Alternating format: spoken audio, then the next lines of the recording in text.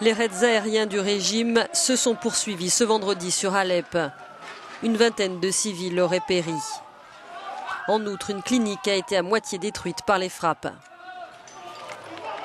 Mercredi soir, c'est l'hôpital Al-Quds spécialisé dans les soins pédiatriques qui était visé. Selon MSF qui soutenait l'établissement, le bilan a été revu à la hausse. Une cinquantaine de civils y ont été tués.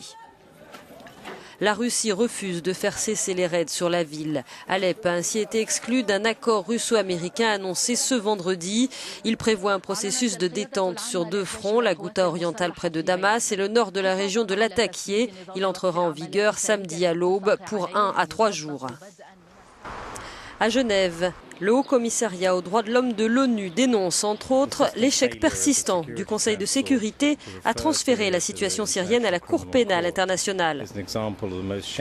C'est un exemple de la forme la plus honteuse de réel politique, déclare ce porte-parole. Dans l'esprit de beaucoup de gens, dit-il, les grandes puissances sont de fait devenues complices du sacrifice de centaines de milliers de vies et du déplacement de millions de personnes.